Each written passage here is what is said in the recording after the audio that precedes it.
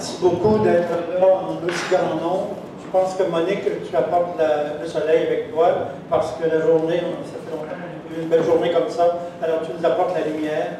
D'abord, je veux te remercier, Monique, d'avoir accepté l'invitation. C'est très beau, très généreux d'avoir fait ce trajet et de venir nous rencontrer ce soir. Je pense que tu seras très déçu. Je te dis depuis longtemps et je sais que tu vas nous donner une réflexion qui va être très nourrissante. Alors, c'est avec plaisir que je vous présente Monique Larue, l'immense écrivaine, la romancière, l'essayiste, l'intellectuelle, mais qui n'aurait pu être cette intellectuelle-là si elle n'avait été femme et n'avait tenté depuis ses débuts de s'échapper de ce qui était attendu d'une fille dans la société traditionnelle, d'une Québécoise bien ancrée dans sa langue et dans son appartenance dans sa terre Québec, et même d'une écrivaine quand, au plus fort du mouvement féministe, Simone de Beauvoir et Hannah Arendt avaient donné le ton, certaines considéraient qu'il était aliénant pour une femme d'être mère. Il faut tuer le ventre, avait dit Nicole Brassard, mais Monique Larue aurait pu dire « j'ai le ventre et j'écris tout en devenant mère ». C'est ce qui lui a donné son premier roman, La cohorte fictive, et c'est ce qui lui aurait fait croquer, si l'on croit son essai La leçon de Jérusalem, si j'ai bien compris, la philosophie contre la littérature. Par ailleurs, du côté de la fiction, il ne se reconnaissait pas dans ces modèles que représentaient pour les jeunes filles Madame Bovary et Anna Karenine. Elle a donc fait des romans pour inventer cette femme qu'elle ne connaissait pas encore et qui intégrait toutes ces dimensions de femme et d'intellectuelle, d'enseignante et de chercheuse, d'amoureuse et de mère. Elle tient au roman comme possibilité de laisser, et je la cite, de laisser dans la mémoire des formes et des personnages pris dans des situations porteuses de sens. Ce qui a toujours primé chez elle, c'est de garder vivante et vibrante la vie de l'esprit. Ce qui n'a pas été sans lui causer quelques ennuis parce qu'aller au bout de sa pensée n'est pas sans conséquence, au Québec peut-être plus particulièrement. En 2013, le film de Margaret von Trotta sur Hannah Arendt a eu beaucoup de résonance en elle. Cet immense philosophe, on le sait, a dû payer cher pour avoir soutenu l'idée d'une banalité du mal. On l'a poursuivi, accusé, cela lui a coûté des amitiés, des trahisons. Je l'ai dit, Monique Larue a vivement reçu cette histoire de Hannah Arendt lors du procès Ekman. Elle la raconte dans son essai paru sur Boréal en 2015, essai dont elle va nous parler tantôt, Leçon de Jérusalem. Alors, comment concilier le fait d'être femme et intellectuelle, celui d'avoir fait des études en philosophie et celui d'avoir tenu à entrer dans la fiction romanesque avec notamment la cohorte fictive, les faux fuyants, Capri conforme et l'œil de marquise.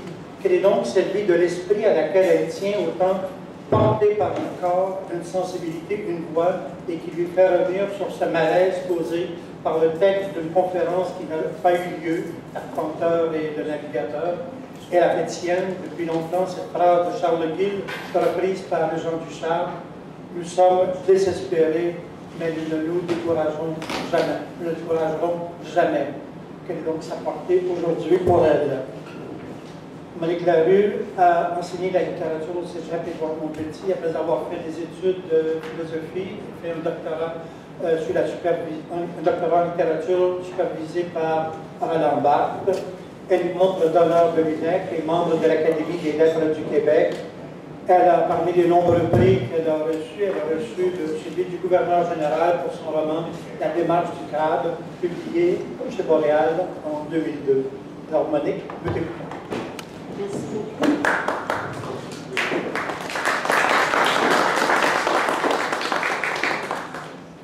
Alors merci de... Ça marche toujours le son? Oui. Pas trop. Pas trop. Pas trop. Vous m'entendez quand même? Si je parle, je vais parler fort. Alors je vous remercie de m'inviter, de m'écouter. Je vais vous parler, comme l'a dit Gérard, de la leçon de Jérusalem qui est parue en 2015, qui pour moi fait déjà longtemps. Ce livre suit un trajet, le trajet d'une révolution au sens étymologique du mot révolverer, c'est-à-dire retourner sur ses pas, revenir, faire un retour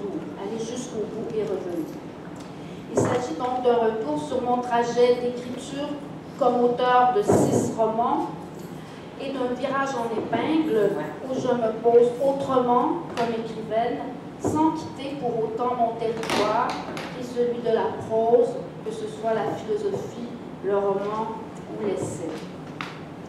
Alors, mon livre contient 4 essais qui sont écrits à la première personne grammaticale du singulier, désignant mon propre nom biographique, ce qui était pour moi la première fois que je le faisais puisque j'écrivais des romans.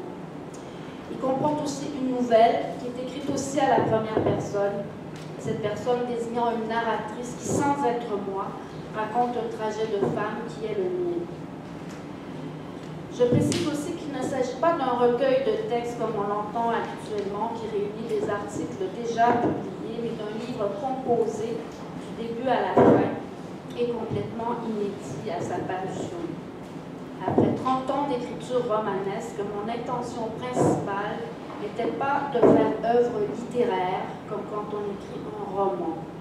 Mon intention était d'écrire aussi exactement que possible ce que je pensais. Les 2 premiers textes du livre occupent les 2 tiers. Ils font chacun presque 100 pages. Ils concernent des faits. Ils sont écrits au passé composé, un temps révolu. Les 2 derniers, le dernier tiers du livre, concernent des sujets et non pas des faits. Ces sujets ne sont pas non plus pour moi définitivement fermés, au contraire, ils sont encore en friche et la manière de les traiter marque le virage, un abandon du roman et de l'écriture de fiction. Je vais vous présenter ces textes un à un et en lire des extraits au fur et à mesure pour illustrer les nuances de la pensée que je vais vous résumer forcément, plutôt que de réserver la lecture pour la fin. Dans ces textes, ce qui compte, c'est l'expression précise et claire de la pensée et non la musique des mots et des tonalités. C'est la raison pour laquelle je procède de cette manière. Dernier point avant de commencer, je suis venue de Montréal. Mon livre parle de Montréal en long et en large. Je suis québécoise, je connais la différence entre Montréal et le reste du Québec. Et j'attendrai à la fin, donc dans la deuxième partie, votre point de vue sur ce que j'aurais dit en tant que montréalaise. Donc le premier texte. L'objet de ce premier texte est de raconter les circonstances de la publication d'un essai intitulé L'Arpenteur et le Navigateur dans la collection Les Grandes Conférences chez Fidesz en 1996. Je reprends en détail le contexte qui a entouré son écriture et ce qui, de proche en proche, mène à une controverse autour de cet essai. Je signale que, puisque je vais parler d'un texte que vous n'avez peut-être pas lu et qui a été controversé, vous pouvez le lire, ce texte, dans un autre recueil d'essais intitulé De fil en aiguille, paru en 2007 chez Boréal, soit 10 ans après cette controverse. Ce mot controverse n'est d'ailleurs pas de moi, ni les mots affaire la rue qu'on a utilisé pour la nommer. En gros, j'ai été accusée par une revue intitulée Tribune juive d'être raciste et de pratiquer le nettoyage ethnique. Dans un article signé par sa directrice, Mme Guy Lasroca, article intitulé « De la rue à la poubelle ». Le premier texte, donc, je lui ai donné comme titre « La leçon de Jérusalem » et non pas « L'Arpenteur et le Navigateur ». Ce titre fait référence, comme on l'a dit tout à l'heure, au film de Margaret Eventrotter intitulé Hannah Arendt, sorti en 2013. Film qui porte sur la controverse qu'a entraîné la position prise par Arendt au procès d'Eichmann à Jérusalem en 1961 et son concept de la banalité du mal. C'est le visionnement de ce film qui m'a permis, 17 ans après la controverse qui me concerne, de mener mon texte jusqu'au bout. entreprise que j'avais abandonnée plusieurs fois, car trop désagréable. Je commence par me pencher sur la première controverse, celle qui a valu à Arendt elle-même d'être traitée de nazie dans les années 60, elle qui avait tout de même écrit dès 1948 les origines du totalitarisme et qui avait été contrainte de s'exiler en France puis aux États-Unis avec sa mère pour fuir le nazisme. Je parle de moi-même à travers mon identification déclarée à la personnalité et à la pensée du personnage d'Arendt tel qu'il est joué dans le film. Ce personnage a eu la vertu de me remettre en contact avec la philosophe que j'ai été au début de ma vie, avant d'avoir des enfants, avant de passer à la littérature. Je me suis complètement identifiée à une femme que j'aurais pu être dans une autre vie, comme on dit, un peu facilement. Ce film d'intelligence et de raison est centré sur les liens entre le langage, la pensée, l'intentionnalité, la conscience. Et suit précisément la pensée d'Arendt dans son ouvrage posthume « La vie de l'esprit », dans lequel elle réassume et approfondit son concept de la banalité du mal. Ce préambule, qui précède mon propre cas, si l'on peut dire, donne une échelle et une perspective à ce que je vais raconter ensuite, que je ne considère pas comme une controverse, mais comme un malentendu, ce qui est bien différent. Je vais vous résumer cette histoire grossièrement. Cela rappellera peut-être des souvenirs à certains d'entre vous qui, comme moi, ont atteint un certain âge. Nous sommes donc à l'époque du référendum de 1995, de la fameuse déclaration de M. Parizeau. En littérature québécoise, le concept de littérature nationale est tout à coup remis en question, déplacé, par l'avènement du concept de littérature migrante. Une opposition se forme entre ce que Kundera appelle le grand contexte et le petit contexte, les littératures dites nationales et une littérature dite universelle, ou littérature monde, world literature, Weltliteratur.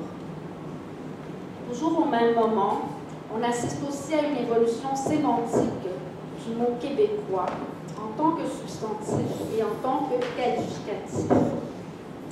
Je vous lis un extrait à ce sujet.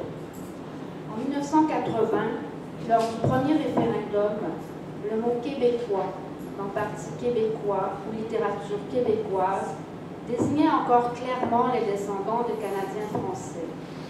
Il désignait même leur affranchissement.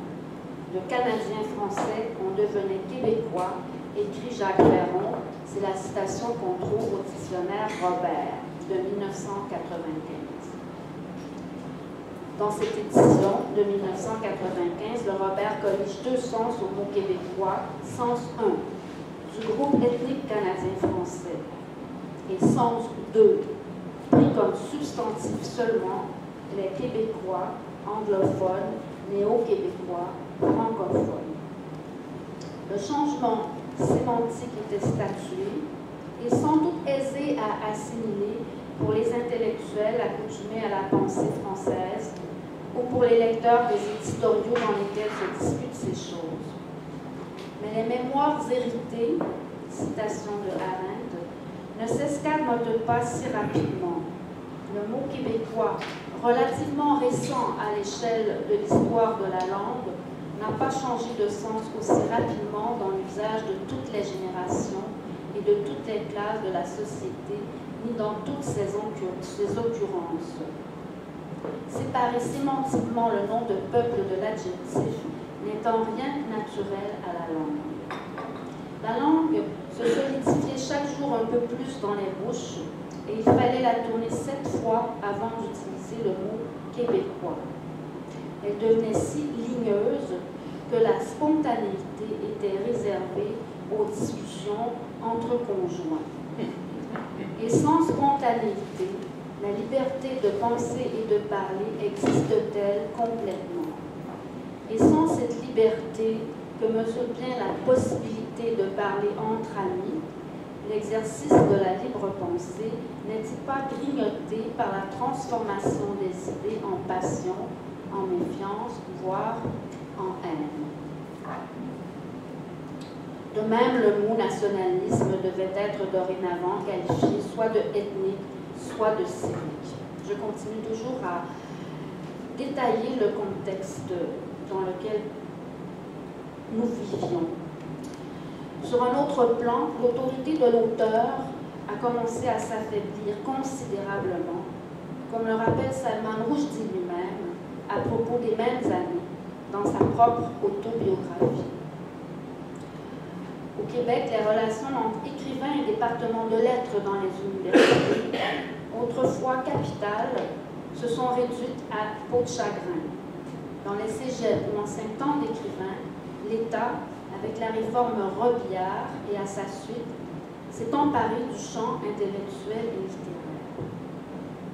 Un peu avant le référendum, j'ai été invitée à prononcer une conférence qui devait avoir lieu au mois de mars 1996, dans le cadre des conférences Javislovski à l'Université de Montréal. Conférence destinée, je cite, à des créateurs vivant au Québec et dont l'œuvre manifeste un travail qui déplace les frontières de la culture et remet en question les notions d'identité et de territoire. On demandait aux invités de réfléchir sur la signification de leurs pratiques dans le contexte de la culture québécoise traditionnelle et contemporaine. Pour écrire cette conférence, j'ai choisi de parler du malaise que j'avais ressenti dans ces semaines précédant le référendum, malaise général, mais qui se catalyse à propos d'une conversation privée que j'ai eue dans mon bureau avec un écrivain québécois, lequel se plaignait de devoir partager les bourses et les subventions avec des écrivains migrants dont l'œuvre ne s'inscrit pas dans la tradition de ce qu'on appelait depuis moult décennies littérature québécoise au sens de littérature nationale. Le soir de ma conférence, en mars 1996, marque le début de la descente de la courbe en cloche que fut ma vie de romancière québécoise. Du coup, je suis en courbe en cloche, tout à fait parfaite, qui a commencé à descendre, là, sans que je m'en rende compte, bien entendu. Dans l'endroit de grand prestige où se tenaient ces conférences parrainées par un grand financier, il n'y avait personne. C'est la raison pour laquelle ce texte que j'avais conçu pour être dit a été publié. Je n'ai pas pris conscience sur le coup des différences entre une conférence conçue pour être dite et un essai publié. Autre signe des temps, une coquille, une erreur en 4e de couverture de cette première édition a joué un rôle, je crois, dans la suite des événements.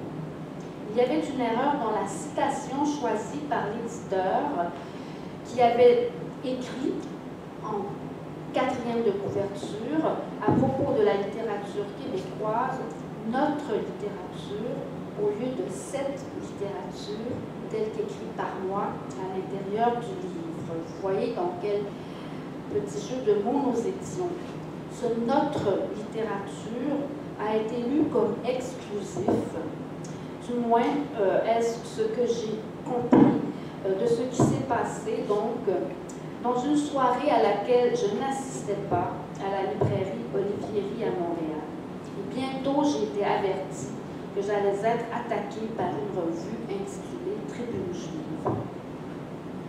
Lorsque le numéro est paru, j'ai été extrêmement choquée par un article qui faisait un usage délibéré du mensonge, de l'imputation, du procès d'intention, de la déformation, de la malversation. Ceux qui voudraient vérifier ce que j'affirme ici, et qui est maintenant reconnu, peuvent consulter écouter mon texte, les numéros de Tribune Juive, mais aussi un livre en partie consacré à cette affaire, écrit par le professeur Dominique Garand, professeur à l'UQAM, Un Québec polémique, dans lequel il est longuement question de cette discussion. Ce qui m'a le plus affecté, cependant, n'est pas le fait qu'on m'accusait de m'être caché derrière l'écrivain dont j'ai parlé plus tôt pour énoncer mes propres idées xénophobes, mais l'inattention du milieu littéraire face à ces procédés malhonnêtes. Par là, je désigne bien un milieu, un on, et non pas des personnes, même si je mentionne des noms dans mon livre pour ceux que ces détails intéresseraient. J'étais étonnée par le déni, par l'ignorance, voire par le mépris qu'on manifestait implicitement pour mon œuvre romanesque, entre autres mon roman La démarche du crabe, publié juste un an auparavant, primé, roman comportant un personnage d'arpenteur, personnage fictif, à l'origine de l'antithèse que j'ai utilisée comme titre de mon essai. Pour interpréter la pensée d'un auteur, il faut classiquement insérer son texte dans l'œuvre entière de cet auteur. Personne n'a fait ce travail. Mon titre, syncrétique, l'arpenteur et le navigateur, est vite devenu arpenteur ou navigateur. Des pro-arpenteurs, des pro-navigateurs. Je raconte également dans ce texte comment la vérité a été rétablie grâce aux journalistes de la presse écrite. Réginald Martel, Folia dans la presse, Lise Bissonnette dans Le Devoir, qui a été non seulement qui m'a défendu et a publié des articles en ma faveur, mais qui a été très amical avec moi, ainsi que Denise Bombardier à la télévision. Et je signale que je ne connaissais personnellement aucun de ces journalistes et que je ne les ai pas revus non plus à titre d'amis après. Enfin, paradoxe final, la vérité, c'est que Tribune Juive et moi-même pensions et disions la même chose sur le fond, ce dont l'éditrice Gila Sroka et moi-même avons un jour convenu autour d'un jus d'orange dans mon salon et que démontre le professeur Garand dans son livre. C'est la raison pour laquelle je dis que, selon moi, il n'y a pas eu de véritable controverse, mais un malentendu, une mauvaise lecture. Je vous lis la conclusion de ce texte.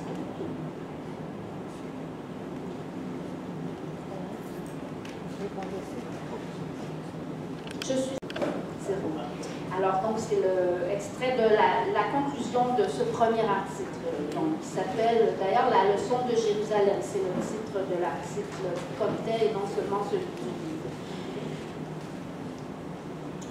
Donc, je suis infiniment reconnaissante à Margarete von Trotta et à son film d'avoir fait en sorte que soit un jour représenté sous mes yeux, dans la pénombre de la petite salle de l'Excentrice, avec en toile de fond la pire tragédie du XXe siècle, la mésaventure intellectuelle d'une femme intelligente et imparfaite, qui se sert de son intuition, se fie à son jugement, développe sa réflexion, et dit ce qu'elle pense dans sa langue naturelle et avec confiance, en se plaçant dans les conditions du dialogue cohérent et de la liberté de penser, mais dans une époque où ces conditions ne sont pas réalisées et dans un contexte dont tous les tenants et aboutissants ne lui sont pas connus. Je suis sortie du cinéma avec la certitude que je ne m'étais pas trompée en écrivant et en publiant ce texte, que je n'avais fait que suivre la leçon de Jérusalem, ne pas collaborer avec la banalité du mal quand elle vient à notre rencontre. Quand Gila Sroka est décédée à l'automne 2014, j'ai ressenti une certaine tristesse. Je reste certes stupéfaite de l'énormité et de l'agressivité des faussetés qu'elle a dites sur moi, mais ce que je déplore vraiment est que nombre de personnes en mesure de juger ce texte n'est pas condamner ces procédés. Je le déplore, quelle que soit la valeur de mon texte, que je ne suis pas à même de juger. Mon intuition de romancière m'a toujours permis de sentir qu'elle n'était ni une méchante femme, ni dans son objectif final, mal intentionné. Je ne lui ai jamais reparlé, mais curieusement, les gens venaient me parler d'elle comme si nous nous connaissions. On me rapportait régulièrement qu'elle était malade. Il m'arrivait de penser à elle sans animosité. Cette controverse m'a amené à m'intéresser à Eichmann et à prendre conscience avec plus de précision de l'incroyable déni qui a suivi la fin de la Seconde Guerre mondiale, de la délirante volonté de négation des survivants nazis, de la détermination et de la perspicacité qu'il a fallu leur opposer pour s'approcher d'une vérité historique pourtant patente, pour déjouer l'influence que les nazis exerçaient depuis l'Argentine. Ce déni de la Shoah, les manipulations du langage et de la véracité à une échelle aussi gigantesque n'ont pu qu'engendrer un profond et durable déséquilibre psychique chez tous les contemporains qui en ont été de près ou de loin les témoins, et pas seulement parmi les victimes de la Shoah. J'en suis ainsi venue à penser que dans cette époque de folie et de mensonges, les personnes qui, par mollesse, indifférence ou par intérêt, ont laissé cette banalisation de l'Holocauste s'exprimer sans la combattre, ont été la cause, en un sens, de la souffrance et de la douleur qui pouvaient amener d'autres personnes qui avaient été directement témoins ou victimes de la Shoah à traiter à tort et injustement Hannah Arendt de nazie. Ainsi ai-je été acheminée vers une compréhension des aberrations du langage et de sa capacité à blesser au plus profond de la sensibilité, qui m'a, je crois, rendue plus humaine. Je passe donc au deuxième essai qui s'intitule « La qualité des langues ». La mésaventure que je vous ai racontée m'a beaucoup, et la verbe est faible, fait souffrir. On reprend. Alors la mésaventure que je vous ai racontée m'a beaucoup fait souffrir et m'a amené à m'interroger sur la qualité du milieu intellectuel dans lequel je vis.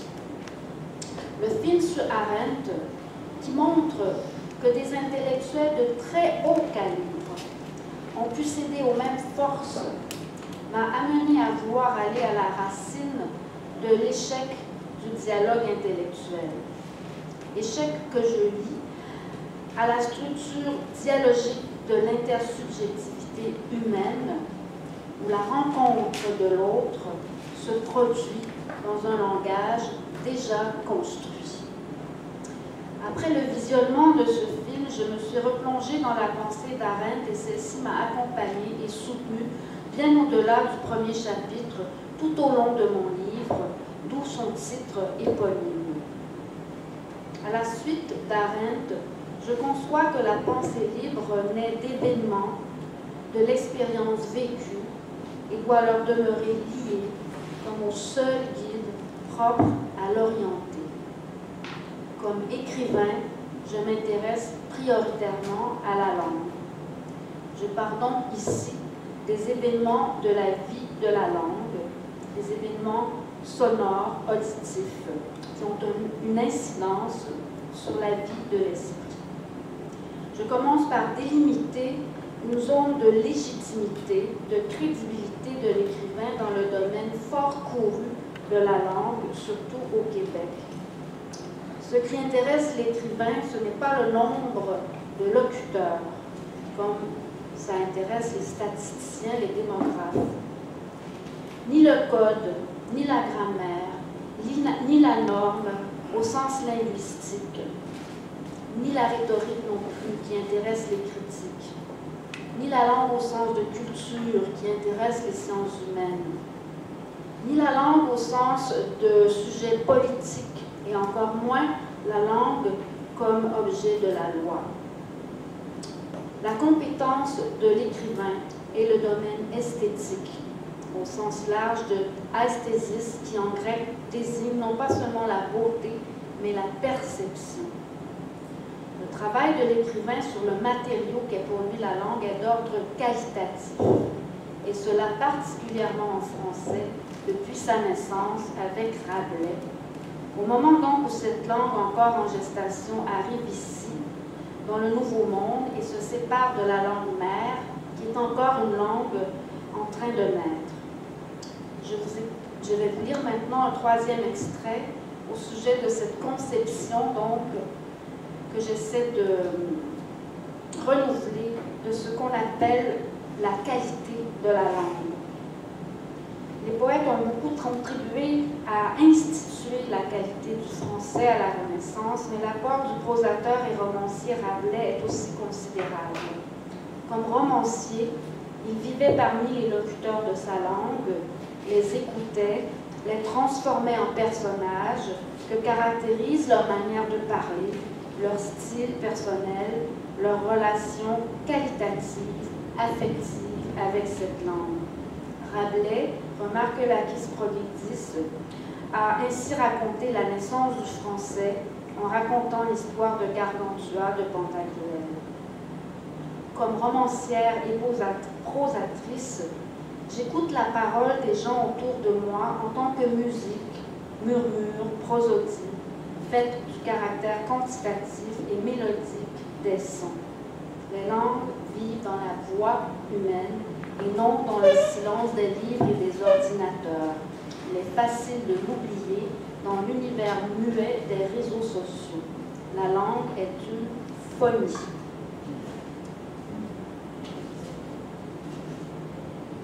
Parler de la qualité de la langue de Rabelais, c'est ainsi désigner le contraire même d'un seul niveau de langue, dit noble ou supérieur.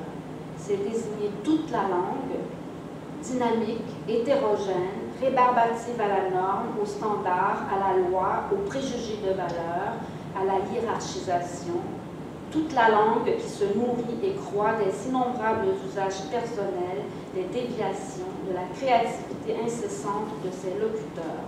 Ni purisme, ni élitisme dans cette acception du mot qualité. Préserver la qualité de la langue, c'est préserver l'océan vivant et mouvant des mots et des règles qu'est une langue vivante et non pas un niveau ou une partie de la langue. Le mot qualité prend ainsi un sens proche de celui que nous entendons actuellement quand nous parlons de qualité des eaux, de l'air, des forêts. La langue, comme l'air ou l'eau, est un organisme dont la qualité peut être plus ou moins intégrale. Comme je sens que mon temps est un peu compté, je vais m'interrompre ici dans la lecture pour parler du reste de ce qui découle de cette définition de la qualité de la langue que je viens d'émettre. Je pars donc de deux faits phoniques qui sont essentiellement montréalais. D'abord, le retour du français de France dans l'espace public à Montréal. Un phénomène qui me réjouit intensément parce que la qualité, au sens où je l'entends, et non pas au sens de niveau de langue, la qualité de leur langue est différente esthétiquement, c'est-à-dire sur le plan de la perception, de l'énergie, de l'intonation, de la nôtre. Et que dans ce domaine esthétique qu'est la langue, cette différence audible dans les rues de Montréal peut, selon moi, s'avérer cathartique. Je vous lis un autre extrait concernant la catharsis. Pour parler de qualité, on se réfère évidemment au philosophe Bergson. Donc, les phénomènes qui produisent la qualité, dit Bergson, sont inconscients. Ils impliquent des systèmes organiques involontaires. Et tout ceci a été largement dépassé maintenant par les sciences cognitives, etc. On ne peut pas modifier à la demande ces phénomènes, raison pour ne jamais mépriser une personne pour la langue qu'elle parle. Nous n'avons pas de pouvoir sur les phénomènes physiologiques impliqués dans la fureur, la colère, la honte, la joie. Et c'est à ce niveau de profondeur que l'enseignement de la langue achoppe. Je parle ici en tant que professeur. Les Français savent autant que nous que notre langue et leur pays sont en perte de pouvoir, mais ils n'en sont pas affectés dans leurs paroles. Ils n'ont pas peur de la langue. Donc, psychisme s'oppose. Ils partagent avec nous le destin du français, mais depuis 255 ans, nous n'avons plus le même passé.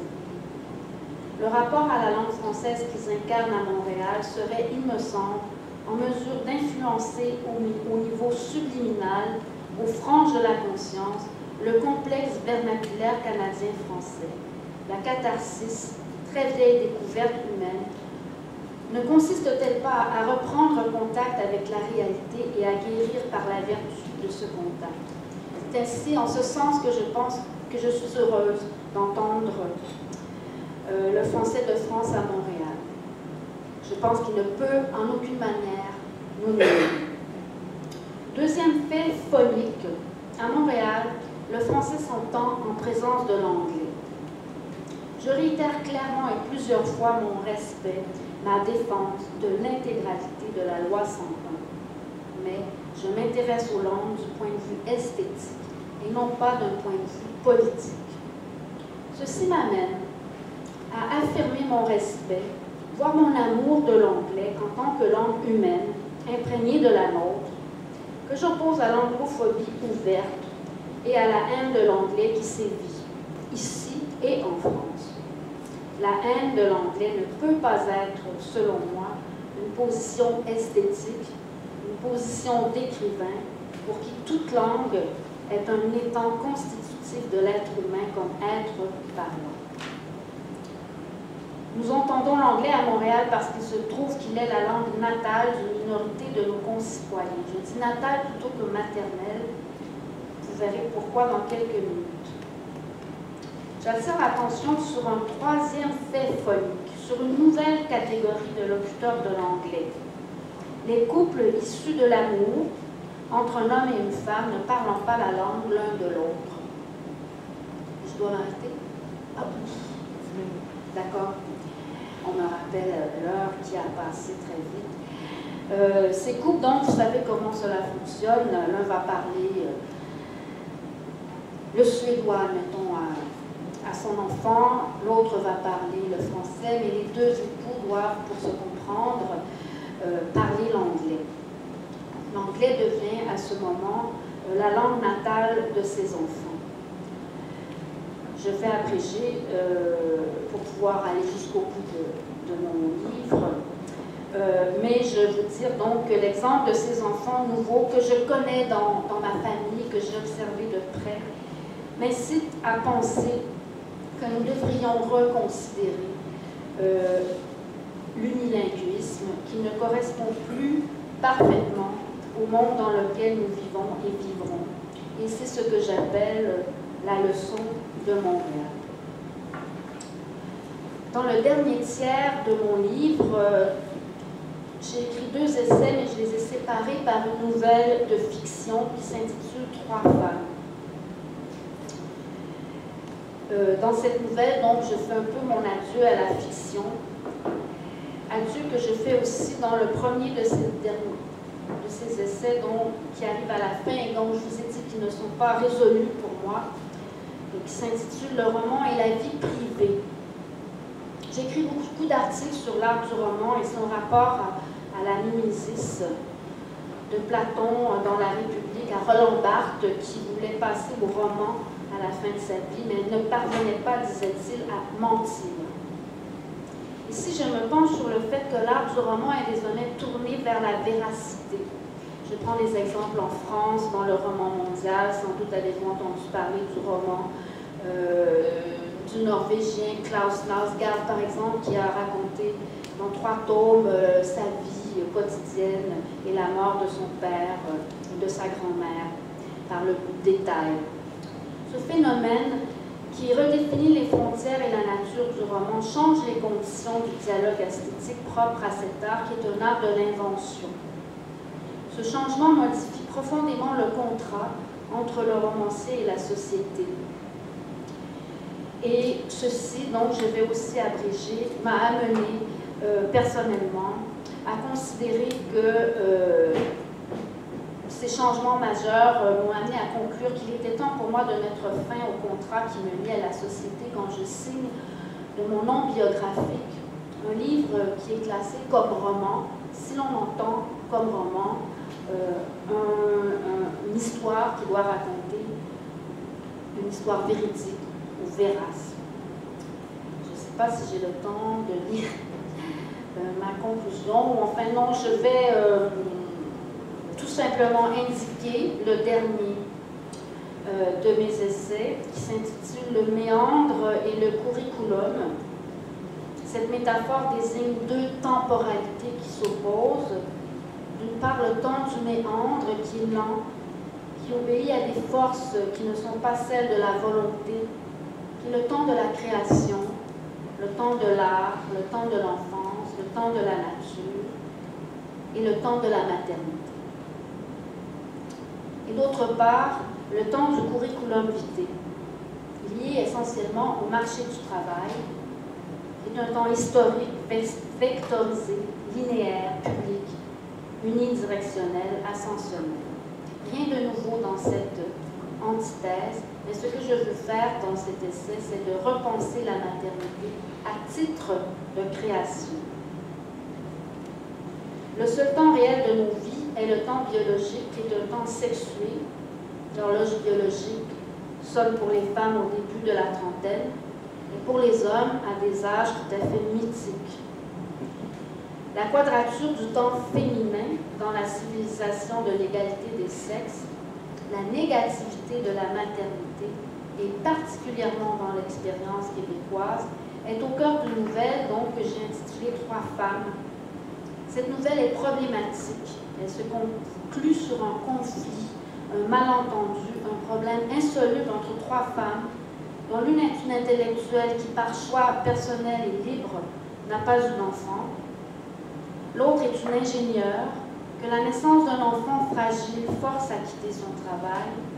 Et la troisième, leur amie commune, qui est à la fois mère et intellectuelle, c'est-à-dire une impossibilité, un oxymore, mère intellectuelle. Je ne peux pas vous lire la nouvelle puisqu'elle est trop longue, mais je vais vous lire donc, pour terminer, je crois, un extrait. J'ai le temps de lire cet extrait donc, sur la maternité. Si nous appelions le risque pris par toute femme qui s'engage librement dans la maternité prise de risque, cela le décrit parfaitement et ne pourrait que faire remonter l'image de la maternité dans l'échelle des valeurs du monde globalisé. Car contrairement à d'autres prises de risque admirées socialement, comme la prise de risque du ou de la trader, de l'alpiniste, du navigateur ou de la navigatrice solitaire, la maternité, fût-elle libre, ne correspond en Occident à aucun prestige tangible. Cela, pourrait-on avancer, augmente la valeur du risque puisqu'elle ne correspond à aucune valeur. Pour devenir mère, une femme du XXIe siècle doit jouer sa propre réalisation comme personne égale à l'homme, avec la seule certitude que son choix extracurriculaire ne peut que retarder sa participation sociale reconnue. Cette femme, Dieu en soit loué, a un cerveau qui lui permet de se servir de la préposition « et », de concevoir qu'elle n'est pas une femme moderne ou une mère prémoderne, qu'elle est mère et moderne, voire mère intelligente. Mais elle mise sur un biographème exclu. Son vagabondage extra-professionnel la met à distance des femmes qui, en renonçant à se servir de leur utérus, se mesurent aux hommes à égalité.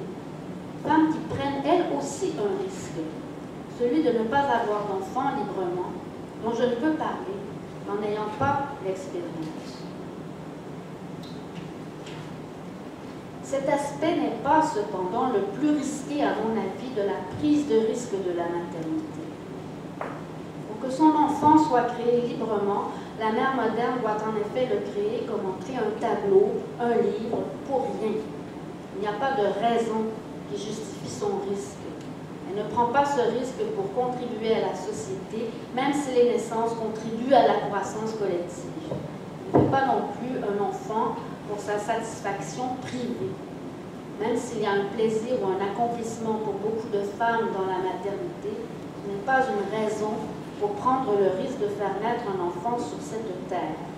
Si tel était son motif, cette décision serait l'utilisation égoïste de la vie d'un autre pour donner sens à sa propre vie. Cela peut certes se produire consciemment, inconsciemment, mais seule l'exclusion de la fonctionnalité, seul le caractère immotivé et gratuit de la maternité, seule sa qualité de création peut donner naissance à l'enfant moderne, hors du système du don et du contre-don, à l'enfant qui ne doit rien à sa mère. C'est en ce sens, je crois, qu'Hannah Arendt entend la naissance. Hannah Arendt qui, à cause des circonstances liées à la guerre et à son exil aux États-Unis, semble-t-il, n'a pas pu avoir d'enfant. Et qui entend la naissance comme ce qui fonde la possibilité de commencer. Chaque enfant humain est un individu libre du lien social qu'il peut et doit repenser. Ce n'est que dans ces conditions de prise de risque que la femme moderne crée un sujet à son image. Bon, j'explique ensuite pourquoi on est obligé de faire cette démonstration. La mère moderne est obligée donc de se défendre parce qu'elle vit encore dans un monde où les hommes estiment leur création comme une sorte de grossesse et considèrent le ballonnement du ventre de la femme, l'écartèlement de l'accouchement, la transformation de sa poitrine en sac à lait, comme le dit avec tant de grâce un personnage de Kundera. Elle doit se défendre et affirmer que toutes ces transformations, métamorphoses physiologiques ont peut-être des effets sur le désir masculin, mais n'ont aucun pouvoir d'empêcher la femme de penser. La démonstration demeure nécessaire parce que la maternité, contrairement à la création intellectuelle et artistique, à la création publicitaire, à la création incessante de produits de consommation nouveaux et à toute autre capacité de l'esprit et du corps humain de créer du nouveau, est une création qui ne compte pour rien dans la vie racontée et dans la vie socialement évaluée. La femme donc perd sur tous les plans et on ne peut s'étonner que la maternité mine tôt ou tard celle qu'il a choisie, la confronte aux puissances de l'autodévalorisation, à la perte de l'estime de soi, au regret, à l'ingratitude sociale, à une négativité si absurde et délétère qu'on préfère la plupart du temps ne pas y penser. Voilà, ce ne sont que des extraits, malheureusement, et j'ai été obligée de passer vite sur certains points, mais j'espère malgré tout que vous avez pu suivre un peu de quoi il était question donc, dans mon livre La leçon de Jérusalem. Merci beaucoup. Question donc, et Christian déjà la même grille. Oui, j'en ai une, moi. Mais attendez, quelqu'un m'a demandé si... Oui, c'est moi. J'en ai 2, 3, 4. OK. Alors, tu prends les questions que je posais. Ouais. On m'en occupe pas, puisqu'on occupe pas. Ouais, ben, j'essaie. Hey! Cherche. Bon. La question, en fait, elle a été proposée par Adlaï ici. Ce qu'elle demandait, c'est d'essayer de faire une brève synthèse peut-être des 4 parties. Puis on voit que les 2 premières parties ont un lien ensemble. C'est quand même assez facile à constater. Mais entre ces 2 parties-là, puis le 3e, 4e, savoir s'il y avait une intention, en fin de compte, pour les joindre ensemble. Oui, ben, il y a une progression, oui, mais j'ai été perturbée par le micro. Écoutez, le premier texte, donc, c'est une histoire d'une controverse que je tenais à écrire de mon point de vue parce que j'ai des enfants, j'ai des petits-enfants, et il y a des choses qui restent toujours, et je voulais, sur le plan personnel, depuis toujours raconter cette affaire de mon point de vue. Et comme je l'ai dit, le deuxième texte, c'est un texte dans lequel aussi je me suis dit un jour, bon, je vais écrire ce que je pense sur la langue au Québec, parce que sur la question de la qualité de la langue, qu'on traite toujours comme une question de snobisme, je ne suis pas d'accord avec ça. Je pense que c'est pas ça qu'on appelle la qualité de la langue, ce que j'ai essayé d'expliquer. Et aussi, je parle en tant que grand-mère qui a vu des petits-enfants naître avec 3 langues, en 3 langues. Je les ai vus, ils sont maintenant 8-9 ans et ils parlent 3 langues. Et au début, je disais, oh, ça ne marche pas, ça ne va pas marcher. J'étais vraiment très, très inquiète. Et puis maintenant, je me dis, c'est quand même incroyable. Et j'essaie de tirer des conclusions de ceci, qui est un phénomène quand même marginal, mais qui existe et qui, je pense, sur un plan des principes, est important. Ça, c'est la moitié du livre. Et ensuite, il y a, je me pose comme essayiste, je parle en mon nom, je parle de ce que je pense moi-même. Et ensuite, je reviens à mon travail d'écrivain comme romancière. Donc, j'ai écrit 6 romans. Pendant 30 ans, ça a été un travail majeur dans ma vie. Et à un certain moment donné, j'ai trouvé que les conditions de lecture, les conditions de réception du roman et la transformation de l'art du roman en écrit de gens qui racontent leur propre vie, tout cela ne me convenait plus. Ça m'a pris beaucoup de temps avant de m'en apercevoir, mais à un certain moment donné, je me suis dit, bon, ça va, moi maintenant, je vais passer à autre chose. Et c'est ce que j'explique dans ce... et c'est lié en fait aux conditions dans lesquelles le roman est reçu et compris. Et non pas au roman lui-même, à l'art du roman lui-même. Peut-être que si j'habitais un autre endroit, j'aurais continué à être romancière. Et je pense même que j'aurais écrit autre chose comme romancière, ayant été plus libre probablement de créer des personnages libres eux-mêmes, etc. Bon. Et le dernier texte, donc, dans le dernier texte, j'essaie de parler en tant que femme qui a eu 3 enfants. J'ai 3 enfants, donc ça va pris du temps quand même. Je pense que tout le monde est capable de comprendre ça. C'est une chose très concrète, mais qui fait que la vie d'une femme intellectuelle est bien différente de celle d'un homme intellectuel et le sera toujours. Ce n'est pas une question d'égalité, c'est une question de différence. Et je trouve que c'est mon devoir, le devoir des femmes intellectuelles, de penser la maternité, de la penser de la manière la plus universelle possible. Je ne sais pas si ça répond un peu à votre désir. Oui. Oui. Bonjour, madame. J'ai lu votre livre, Le temps des... votre livre bleu, la leçon de Jérusalem. Oui. Excusez-moi, donc c'est Clément Loranger qui m'a apporté. Là, avant que vous passiez, j'ai décidé de lire la première partie. Peut-être me couche à ma femme, elle a été jusqu'à 11 heures pour finir de lire la première partie. J'ai trouvé ça intéressant, disons, il me manquait d'informations. Il me manquait d'informations pour comprendre votre situation. Et que là, j'étais à l'UQTR, moi j'enseignais la géographie à l'UQTR, je peux sortir des livres. J'ai sorti votre brochure, L'Arpenteur et le Navigateur, que j'ai lu 2 fois d'ailleurs. J'ai trouvé super intéressant. Et je suis bien d'accord avec ce que vous dites. Mais la dernière phrase de votre petit résumé à la fin, là, si politiquement nous pouvons maintenant penser notre société comme un monde hétérogène, divers et cosmopolite, alors sur le plan littéraire, quelle sera notre littérature québécoise? Ici, vous avez employé, le mot nôtre a été employé, alors que dans votre texte, c'est marqué 7 littératures. Absolument. Bon, moi, après avoir lu votre ouvrage, j'ai rien vu de raciste, là. Rien. Même le mot notre littérature ici, là, qui est employé ici, est avec un point d'interrogation. Oui. C'est ça que j'ai remarqué. Non, c'est sûr. Bon, ben, je trouve que c'est un questionnement intéressant,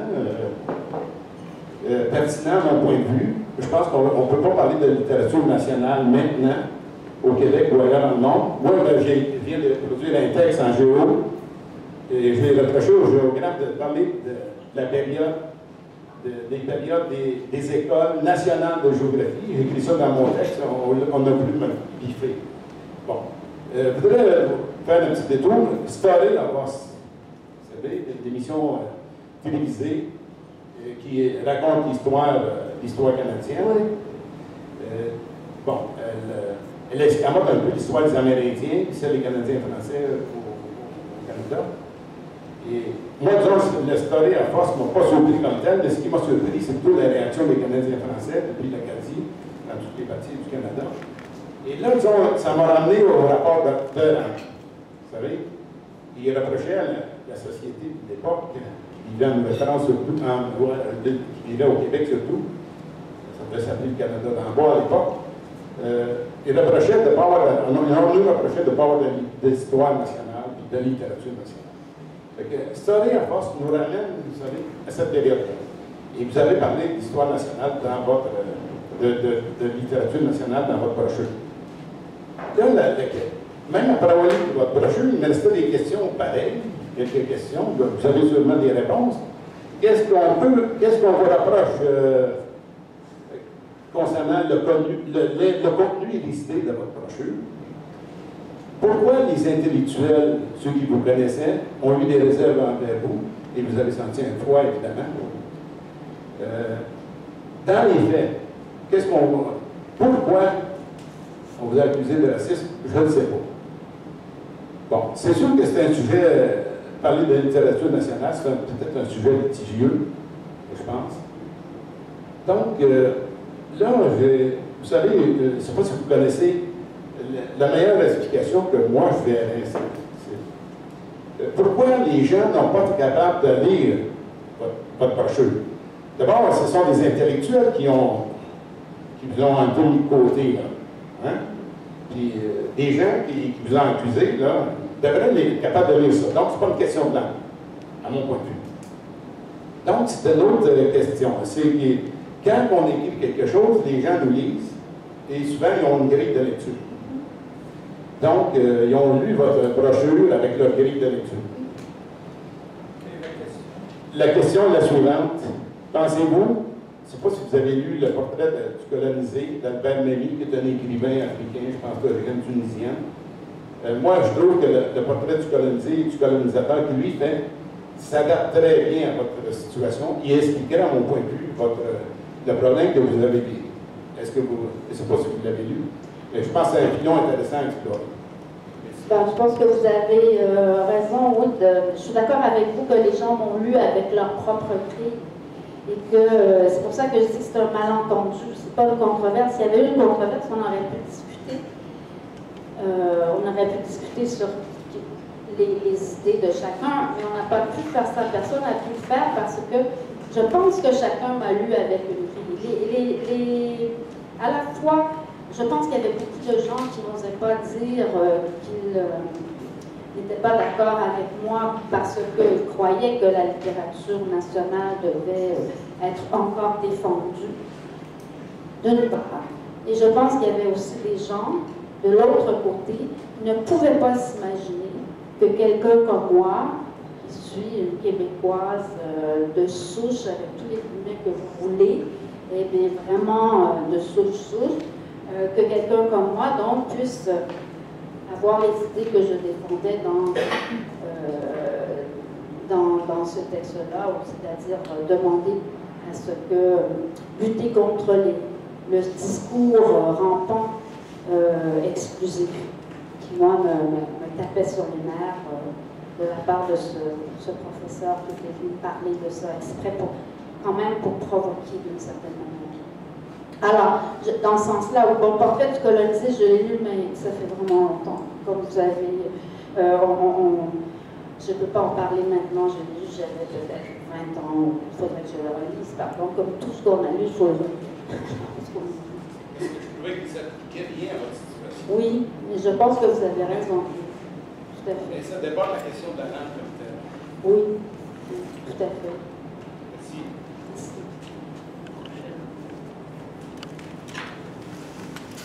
Bonsoir, Monique Larue. Écoutez, j'aimerais tout d'abord remercier les organisateurs du Cercle Est-Ouest de vous avoir invité, ce qui me donne l'occasion de vous rencontrer vraiment en personne. J'ai beaucoup aimé votre essai, La leçon de Jérusalem. Vos déboires m'ont fait songer, surtout à la suite de votre premier texte, à cette belle phrase d'Hannah Arendt. Penser ne fait pas seulement appel à l'intelligence, mais à la résolution et au courage. Et ce qui m'a frappé dans votre essai, c'est d'un côté la réaction du milieu journalistique, vous avez parlé de Reginald Martel, Fauquier, etc., et la réaction du milieu littéraire. La question est la suivante. Croyez-vous que ce pourrait être un effet pervers des théories de la déconstruction qui ont été longtemps et sont encore bien présentes dans nos universités, au sens où la vérité n'est pas un rapport au réel, donc à des faits, mais l'expression d'un lieu de pouvoir. Et à partir du moment où la vérité est l'expression d'un lieu de pouvoir, si, pour une raison ou pour une autre, vous êtes associé au pouvoir dans votre langage, quand bien même que vous opposeriez tous les démentis possibles, vous êtes associé au pouvoir en tant que tel. Ça, c'est ma première question.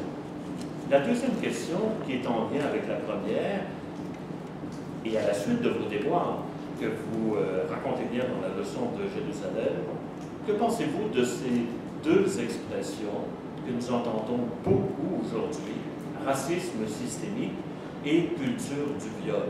Est-ce que ces deux expressions nous ramènent à cette autre expression que vous utilisez dans votre ouvrage, la spontanéité refusée? Oui, c'est une question costaude. Pour ce qui est de la réaction du milieu littéraire, je pense que oui, ce que vous dites est plausible et même, je pense, probable. Il y a de ça dans le relativisme, en fait, et dans le milieu littéraire, je dirais, on ne définit pas la vérité comme un rapport au fait, comme le fait Arendt. C'est pour ça d'ailleurs que j'ai dit au début que je ne pensais pas avoir voulu faire un livre littéraire. Pour moi, je sortais de la littérature en écrivant ce que j'ai écrit, en définissant la vérité de cette manière. Mais les écrivains ne sont pas tous des intellectuels. Les écrivains ne sont pas tous des gens qui veulent penser, c'est tout à fait leur droit. Il y a des écrivains qui ont un tout autre rapport avec la vérité, avec la réalité, etc. Ça explique aussi une partie du malentendu. Mais je pense que c'est, comme dirait, je ne sais pas qui a dit, là où il y a de l'homme, il y a de l'hommerie. Il y avait beaucoup de ça dans... on trouvait, je pense, aussi souvent qu'on faisait beaucoup de bruit autour de moi et puis que ce n'était pas la peine d'en parler. Il y avait une inattention, je trouve, qui était bon, d'accord, qu'on ne devait pas faire attention à moi, mais il y avait des principes de lecture qui n'étaient pas respectés. Et ça m'a quand même beaucoup troublé qu'on ne les respecte pas, qu'on ne soit pas capable de faire une lecture claire de ce qui était écrit. Des gens l'ont fait, me l'ont dit à moi, mais ça n'a pas été fait clairement et publiquement, sauf par les journalistes dont c'est le métier en fait et qui ont un code de vérité bien différent de celui des écrivains. Alors c'est le problème de vivre dans un milieu d'écrivain. C'est le problème. Je ne sais pas si ça répond à votre question. Et la deuxième question, par rapport à ces deux expressions que nous avons, maintenant que nous entendons beaucoup aujourd'hui. Tout ça, là, racisme systémique, culture du viol, il y en a des centaines d'expressions comme ça. En tant qu'écrivain, moi, je ne les emploie pas et je les combats. Parce qu'en tant qu'écrivain, je ne peux pas admettre des expressions déjà construites de cette manière qui s'emparent du langage des gens et qui, selon moi, les empêchent de penser réellement à partir de la langue. Il y a George Orwell a écrit un tout petit texte qui s'appelle Politics in the English Language. Pour ceux qui lisent l'anglais, c'est une leçon admirable de style et de ce que c'est que la langue claire et précise et de comment on doit procéder en n'employant jamais une telle expression construite. Alors, culture du viol, c'est vraiment, premièrement, ce sont des expressions qui sont très très laides, les deux et toutes leurs semblables, et qui ne veulent plus rien dire. Et culture du viol est même, je trouve, un sophisme. Le viol ne peut pas être une culture. Il y a du mensonge dans toutes ces expressions. Donc, en tant qu'écrivain, je lutte contre tout ça. Je pense que ça, c'est le principal travail de l'écriture.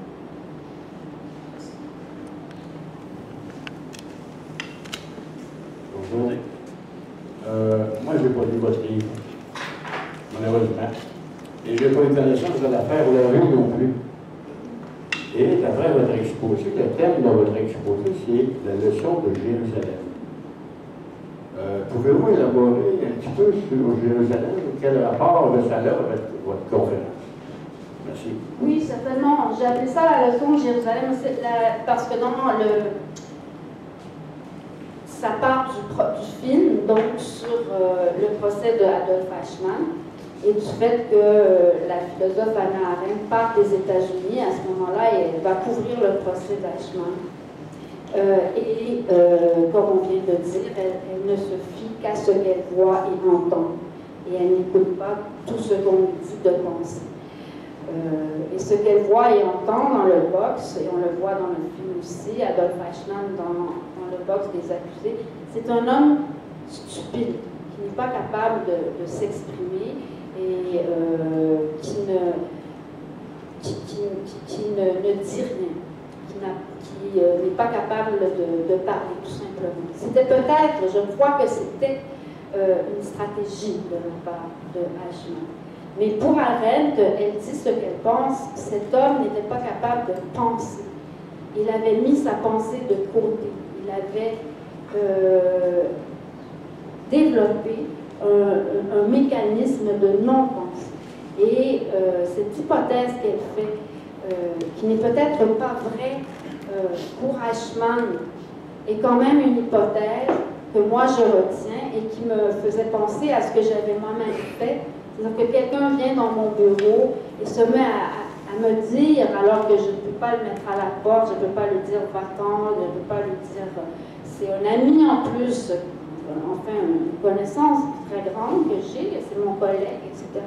Et donc, et que ça dure, je trouve que ça n'est pas supportable. Cette fois-là, je me suis dit, mais là, ça, c'est exagéré, c'est vraiment quelque chose qu'on ne peut pas laisser passer. Et bien sûr, on a l'impression qu'on devient un peu comme quelqu'un de peu, comment dire, je ne sais pas de mots pour le dire, mais on ne veut pas devenir une personne sévère ou qui n'entend pas à rire ou qui n'entend pas le demi-mot, mais malgré tout, à un certain moment donné, ça dépasse les bornes. Et c'est pour ça que c'est ça que j'ai appelé la leçon de Jérusalem. C'est que quand Hannah Arendt a dit la banalité du mal, les gens ont dit mais le mal ce n'est pas banal, ce n'est pas banal ce que les Juifs ont supporté dans les camps de concentration. C'est bien évident que c'est pas ça qu'elle voulait dire. Elle voulait dire que chez les nazis et chez les bourreaux et chez l'être humain, il y a un mécanisme de défense qui consiste à ne pas exercer son droit de penser.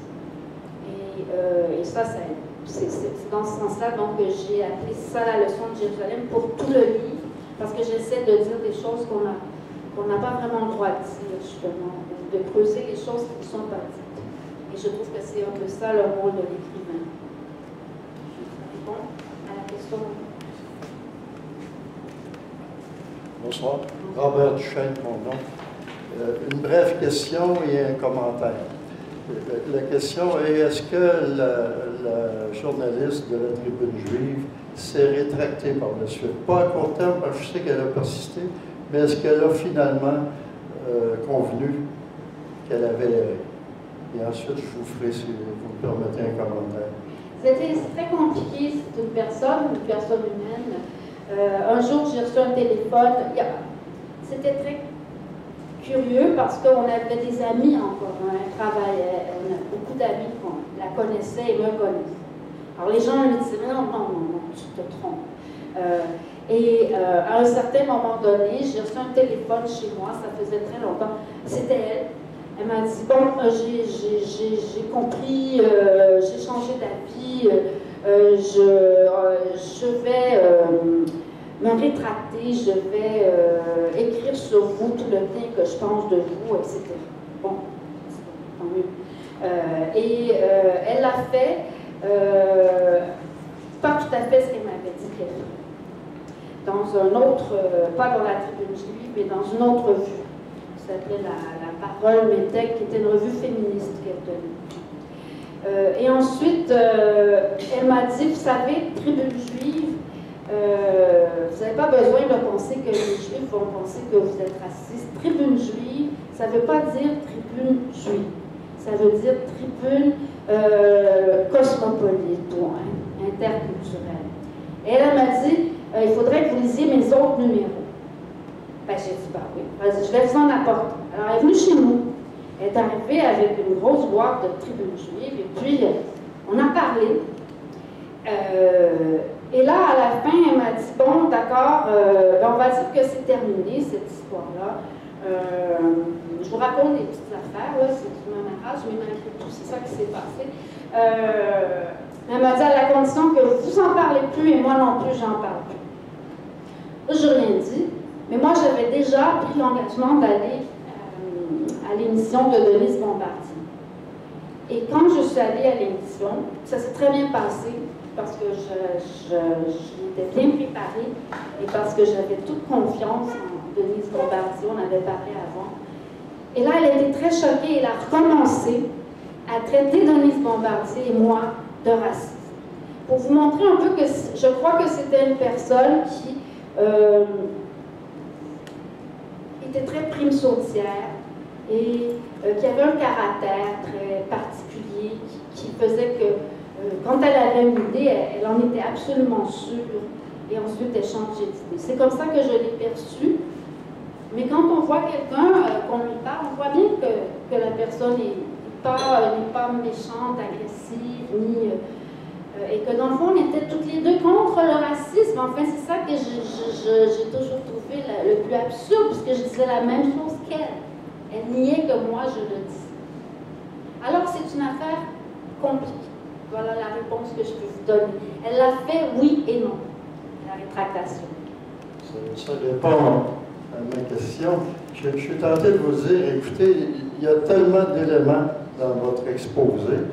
Hein, ça va de la littérature à vos œuvres, à la langue, au racisme et tout ça, même à la maternité. On en aurait encore pour quelques bières à approfondir tout ça. Et j'essaie d'en retenir quelques aspects qui rejoignent en partie ce que monsieur disait et l'autre monsieur. Moi, je ne crois pas vraiment là, au malentendu dans les cas d'accusation de racisme venant de la part soit d'auteurs, soit de politiciens, de sociologues, nommons-les, qui sont en mesure d'apprécier le contenu d'un livre que moi, je n'ai pas lu, là, mais je prends pour acquis les choses. Les accusations de racisme, de xénophobie pleuvent à tout crin, hein, de toutes parts, de tous côtés. Il y a quelques années, on a même eu droit au gouvernement Harper qui qualifiait l'opposition politique de Netanyahou de nouvel antisémitisme, comme si les Juifs d'Israël qui s'y opposaient pouvaient être accusés d'antisémitisme, et ainsi de suite. Moi-même, qui suis un simple citoyen sans notoriété publique, j'ai été accusé récemment par la sculpteur québécoise Joanne Roussy de propager l'islamophobie, alors que j'avais simplement partagé un commentaire dans lequel je dénonçais fermement, clairement, à la fois l'extrême droite haineuse et islamophobe et l'islamisme intégriste, haineux et mécréantophobe. Elle a seulement retenu le mot islam et elle l'a interprété comme de l'islamophobie. Votre histoire me fait penser à Yves Michaud, qui a drôlement goûté, hein, qui a été calomnié, humilié, dénigré, accusé d'antisémitisme alors qu'il ne l'était pas pour un sou. Hein? Je pense à Jamila Benhabib, qui est accusée d'islamophobie, alors que moi j'ai lu ses livres, j'ai écouté ses conférences, je discute avec elle puisque c'est une amie. Je n'ai jamais ni lu ni entendu un mot de Jamila Benhabib qui ressemble à de l'islamophobie. Alors ça peut, c'est l'argument choc lorsqu'on veut faire taire les gens. Et je me demande si à l'époque il n'y a pas eu un peu de ça, bien que je n'ai pas suivi votre affaire. Et ça m'amène également, et vous me direz si je suis trop long, là, parce que j'ai une grande gueule, des fois Roger me connaît, puis il y a une autre personne qui... Et ça m'amène à un autre aspect que vous avez abordé brièvement tantôt, en utilisant le mot anglophobie, unilinguisme, en parlant de la langue au Québec, de toute cette problématique-là. Et moi, qui ai vécu à Montréal plusieurs années, ce que j'y ai constaté, c'était plutôt de la francophobie. Et une francophobie qui s'accentue d'année en année. De plus en plus de commerce à Montréal, dans des difficultés lorsqu'on veut se faire servir en français. C'est aberrant. Et je crois que l'unilinguisme que certaines personnes dont je suis souhaitent promouvoir au Québec, c'est pas de l'anglophobie. C'est tout à fait normal qu'un peuple veuille prioriser sa propre langue majoritaire. Hein? On le voit en Allemagne, on le voit aux États-Unis, partout. Et là, ça m'amène à vous poser la question, est-ce qu'on peut penser qu'il y a des nuances dans votre propos à ce sujet-là? Oui. Et là, je vais vous laisser parler. Non, non, il y a des nuances, il faudrait que je vous lise tout. D'ailleurs, j'avais prévu de lire d'autres extraits.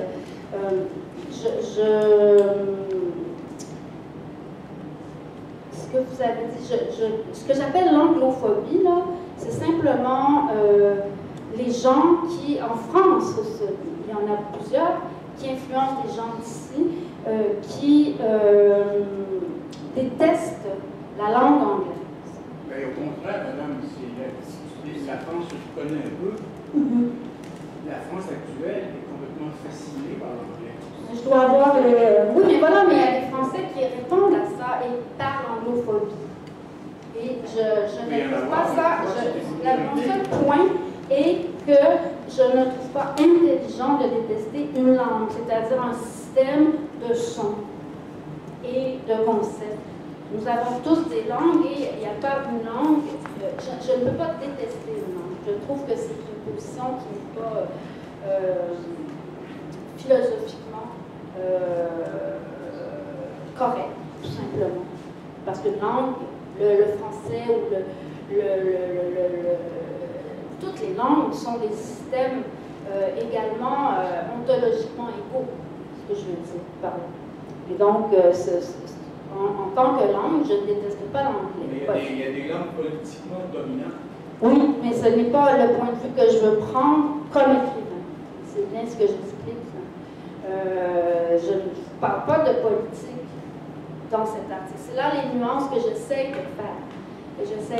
Mais on peut pas prendre des décisions politiques. Et alors donc, j'ai dit que j'étais en faveur de la loi 101 et je suis en faveur de son maintien.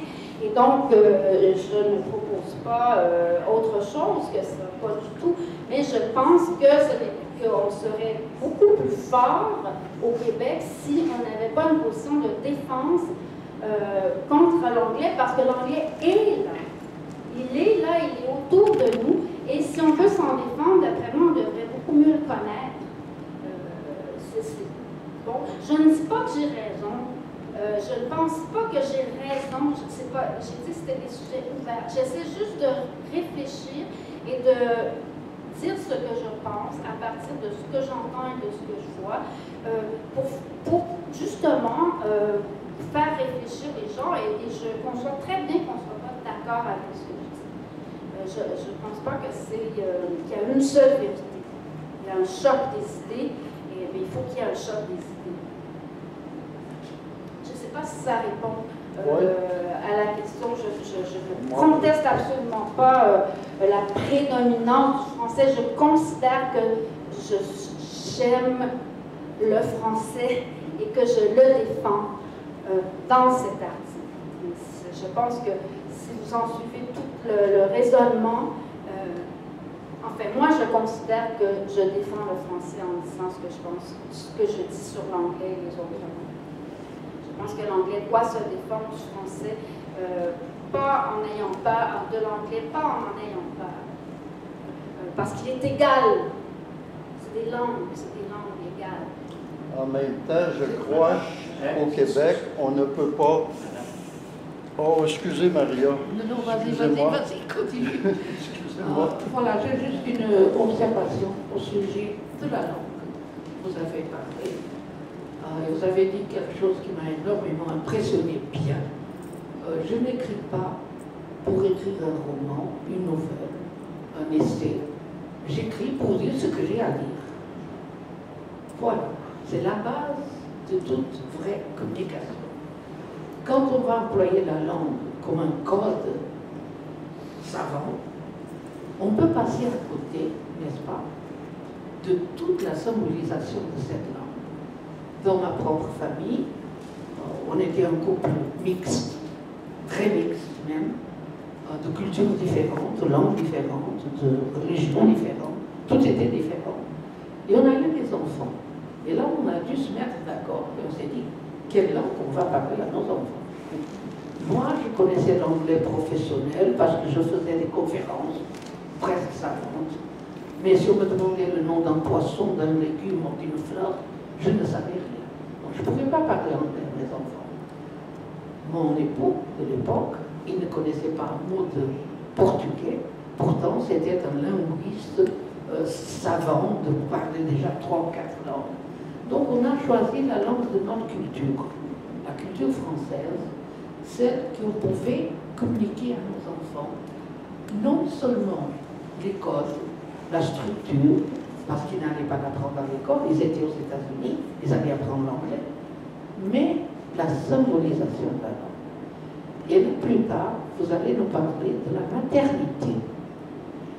Et j'ai fait le lien entre ces deux choses en me disant, que se passe-t-il pendant la maternité?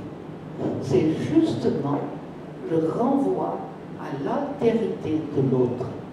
Ce n'est pas un code.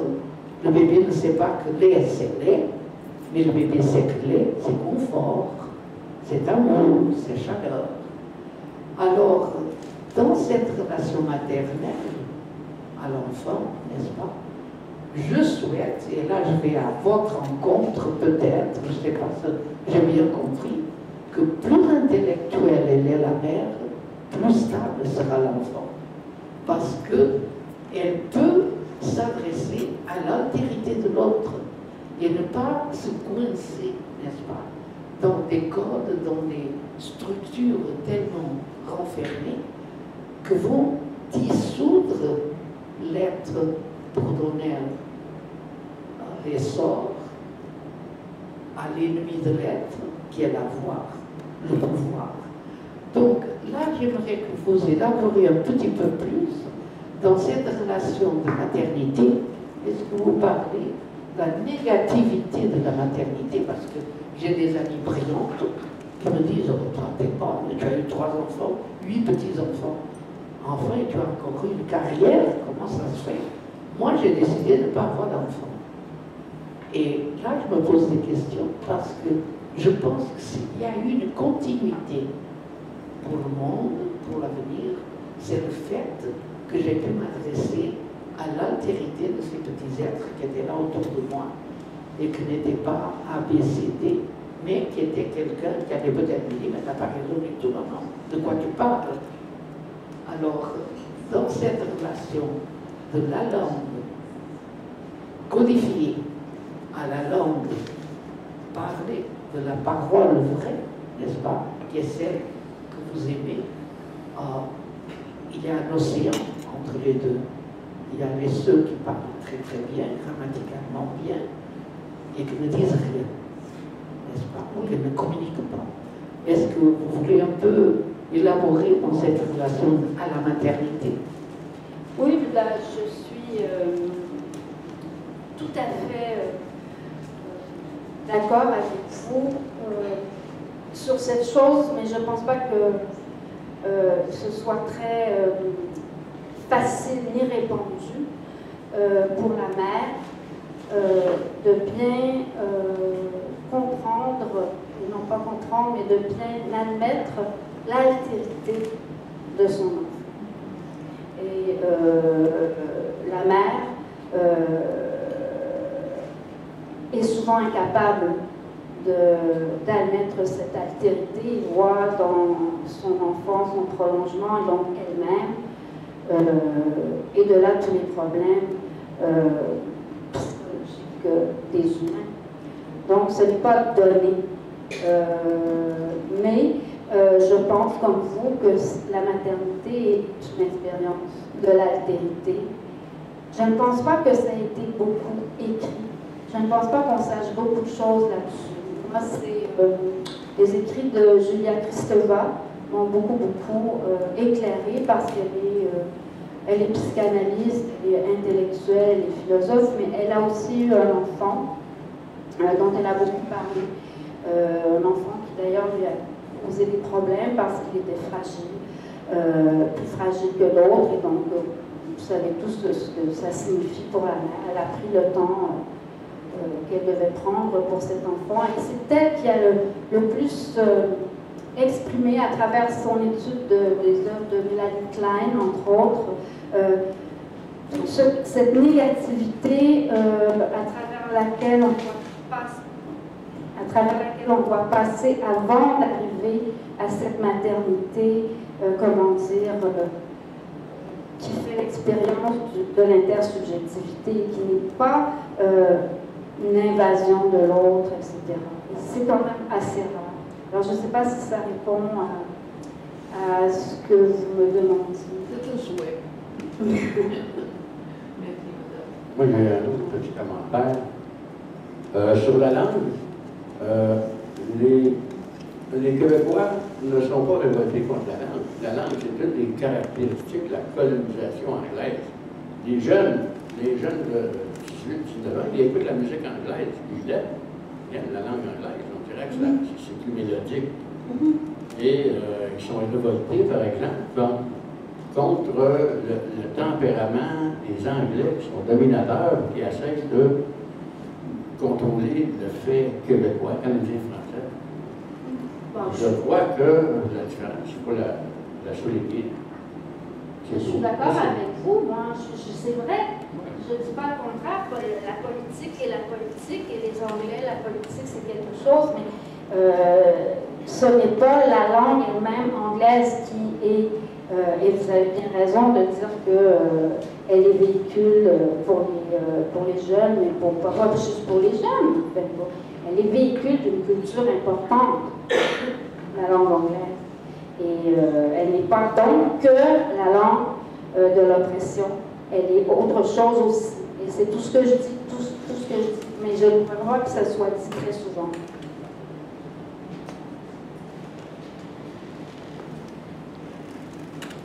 Je suis anglophone, mais je suis depuis très longtemps, n'est-ce pas, tout ce qui relève de l'avenir du français au Québec. Et je me rappelle, n'est-ce pas, une œuvre, Les Insolences du Père Hunter, je crois, qui critiquait sévèrement le joual, n'est-ce pas, disant que c'était la langue, n'est-ce pas, d'un peuple écrasé, colonisé, etc. Donc, moi, aussi les articles que je lis disent que le français serait en danger, en voie de disparition à Montréal, justement, que c'est là où se joue l'avenir du français. Donc, je m'étonne un peu, n'est-ce pas, de vous entendre dire que ça a l'air, n'est-ce pas, le français a l'air de se porter très très bien à Montréal, mais est-ce qu'il n'y aurait pas en danger l'anglais, enfin, n'est-ce pas, l'anglais et le français, c'est un mariage forcé, mais c'est l'anglais qui, paraît-il, n'est-ce pas, commence à dominer, et les immigrants, n'est-ce pas, se mettent du côté, n'est-ce pas, des anglophones. Donc, est-ce que vous sous-estimez un tout petit peu, n'est-ce pas, les menaces, n'est-ce pas, qui sont là pour l'avenir du français. Je ne crois pas le sous-estimer, mais je n'en parle pas. Ce n'est pas de ça que je parle. Je connais très bien la situation, comme vous, politique, démographique, le problème du français comme langue de travail, le problème du français comme langue économique. C'est pour ça que je dis que je suis absolument en faveur du maintien des lois linguistiques au Québec et de leur application rigoureuse. Ce n'est pas donc de ça que je parle. Je parle uniquement pour faire entendre d'autres sons, disons, d'autres petits points de vue sur la langue, parce que je trouve que on oublie avec tout ça ce que c'est qu'une langue.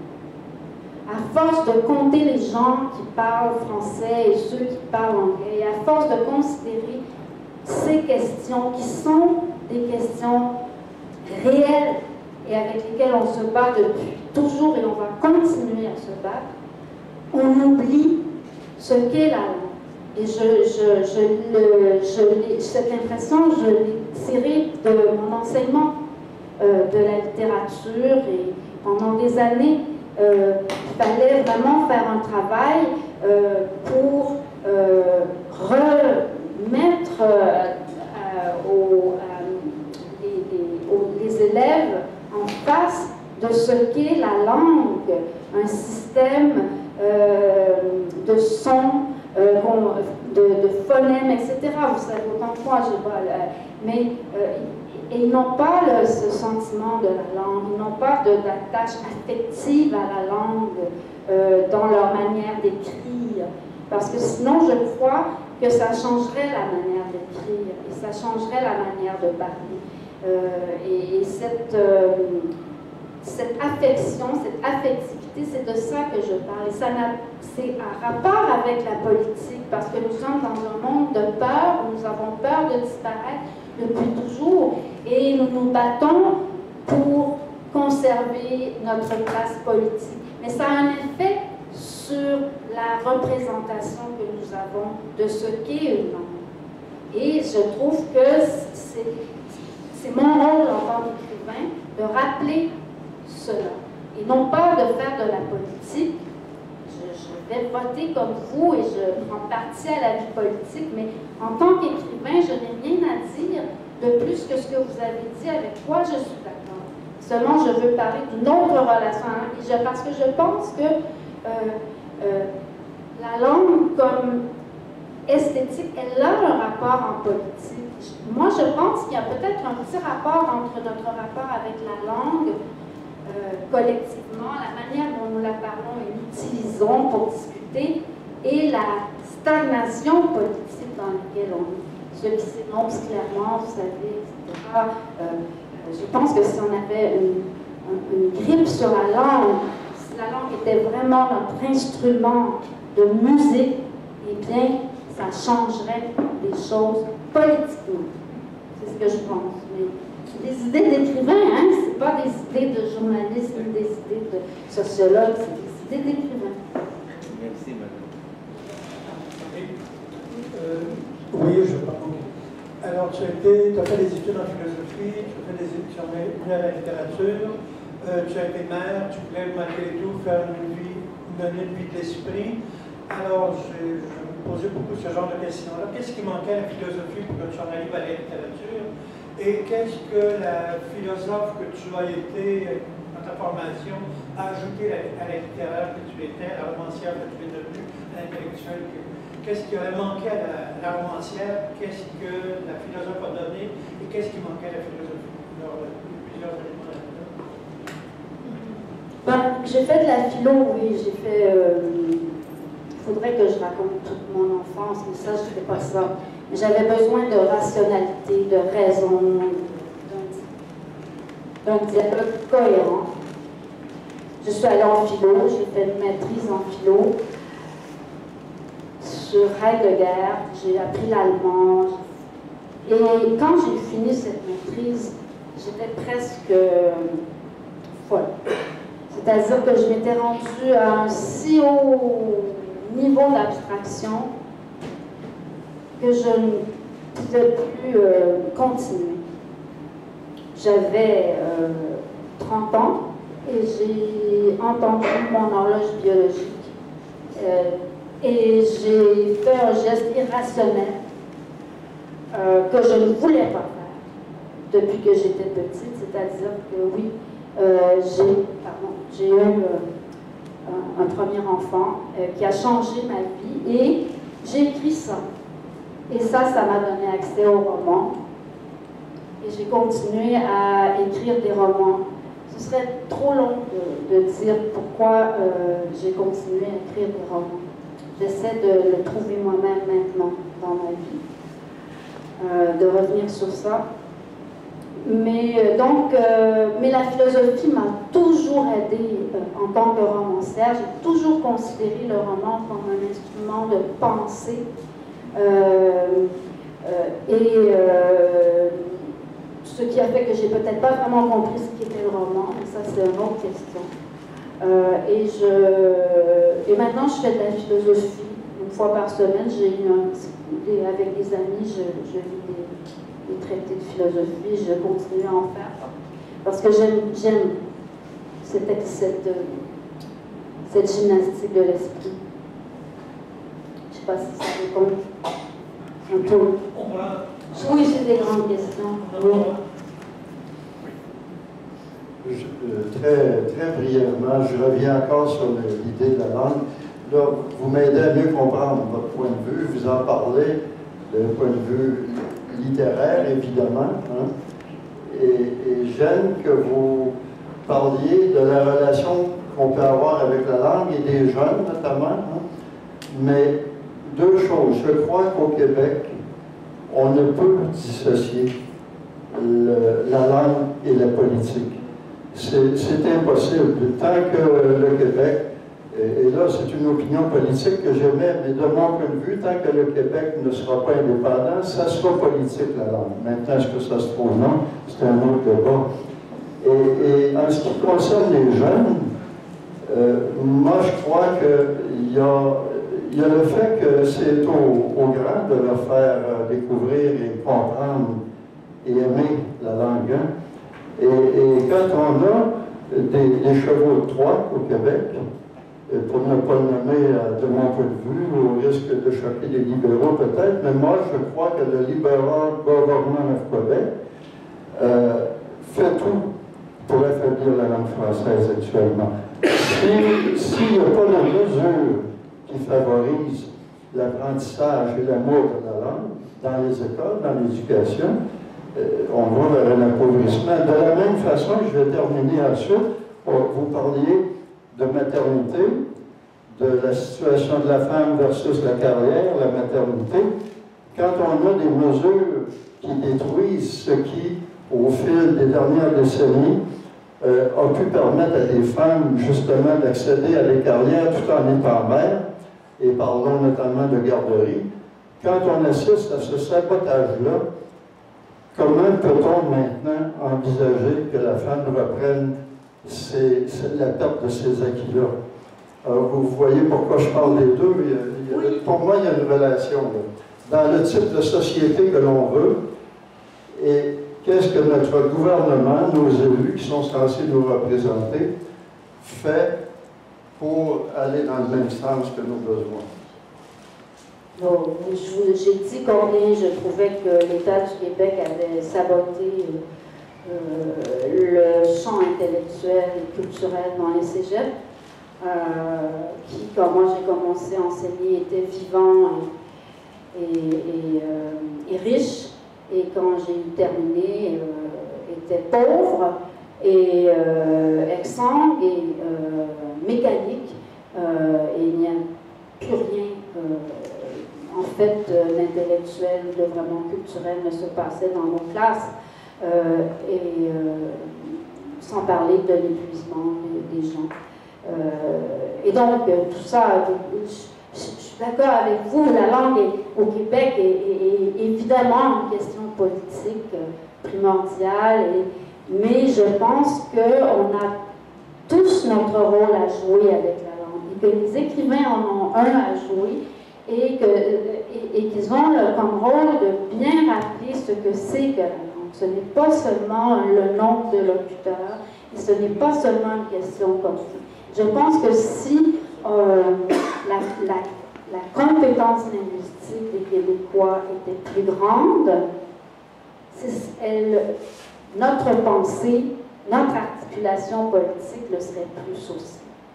C'est ce que je pense. Merci, Monique.